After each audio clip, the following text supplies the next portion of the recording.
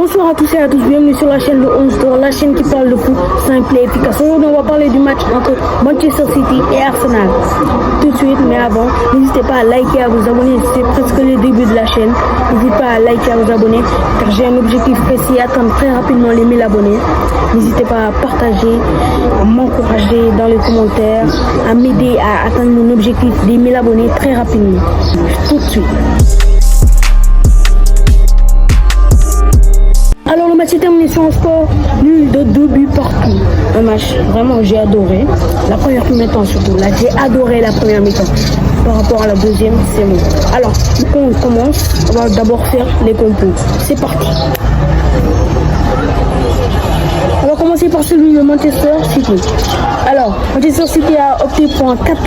Alors, dans les buts, Ederson qui a fait un assez bon match. Alors, sur les côtés, on a Kyle Walker et Guardiola. Dans l'axe, on a Ruben Dias et Akanji. Au milieu de terrain, on a un milieu défensif, Rodri, et un milieu central, Bernardo Silva et Gundogan. Sur les côtés, on a Savio et Jérémy Doku.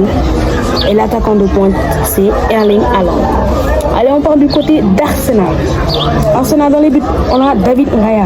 Sur les côtés, on a Ricardo Calafiori et Timber. Dans l'axe, on a Gabriel et Saliba. C'était un milieu à 4 avec Gabriel Martinelli, Declan Rice, Thomas Partey et Bukayo Saka. Et les deux en attaque, Trossard et Kai Havertz. C'était un 4-4-2. Alors moi, ce match, ce qui m'a plu, c'était l'engagement de Manchester City. Mais avant qu'on vienne à tout ça, les buteurs sont Erling Haaland qui a marqué très tôt dans le match, dès la 9e ou 10e minute, qui a marqué son 100e but en 105 matchs avec Manchester City. Erling Haaland, c'est un monstre. Autant de buts, à peine autant de buts que le match. 105 matchs et 100 buts déjà avec Manchester City. Et ensuite, il y a eu cette égalisation de Ricardo Calafiori, une frappe magnifique, une exceptionnelle frappe de Ricardo Calafiori pour sa première titularisation en première ligue. Il nous a fait un but magnifique. Ensuite, on a eu ce but de la tête sur un corner de Bukayo Saka, un but incroyable de Gabriel qui a marqué. Alors moi, je suis terrifié par les corners d'Arsenal. Avec leur stratégie, tout le monde part sur le gardien doit placer un. Les deux qui sont derrière, soit Saliba, soit Gabriel, et qui se démarquent du marquage et qui mettent leur tête et ça marque. Ils marquent presque à chaque fois. C'est incroyable. Ils sont trop forts en corner. Sur ça, j'ai peur pour le PSG. Le PSG qui ne sont pas du tout forts sur les corners. Alors c'est le prochain match de Ligue des Champions, c'est contre le PSG. Très bientôt. Alors ensuite, il y a eu ce carton rouge, ce tournant, ce carton rouge de Leandro Trossard, 2 cartons jaunes. Alors dites-moi dans les commentaires si ce carton jaune était mérité ou pas. De ma part, moi, je pense pas que c'était mérité. C'était un peu tôt là. Il avait déjà un carton, l'arbitre pouvait juste l'avertir, mais directement sortir le carton. Moi, je pense que c'était un peu trop là. Il devait attendre un tout petit peu. Dites-moi dans les commentaires si pour vous, ce carton c'était mérité ou pas. Ensuite, il y a eu la sortie de Ricardo Calafiori en seconde période. Et avant que j'arrive sur ça, la seconde période, Manchester City a étouffé. Seconde période, possession de balle, Manchester City a eu 88% de possession. Ils ont étouffé Arsenal. Au totalité en seconde période, ils ont fait 28 tirs face à un seul tir d'Arsenal. 28 tirs en seconde période.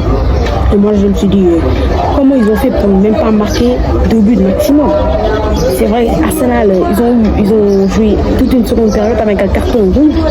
Mais quand même, City avec 28 tirs, comment tu peux pas marquer au moins 2 buts? Alors si je venais sur le cas de Calafiori, il est sorti sur blessure. J'espère qu'il n'y a rien de grave. En parlant de blessure, le grand tournant du match, c'était la blessure de Rodri. Rodri qui est sorti sur blessure. Alors moi j'ai peur pour City, parce que déjà ils n'avaient pas De Bruyne dans ce match. Et si tu as encore Rodri qui se blesse, là ce sera la catastrophe. J'ai même oublié les statistiques, ils ont fait combien de matchs sans défaite avec Rodri sur le terrain. J'ai même oublié.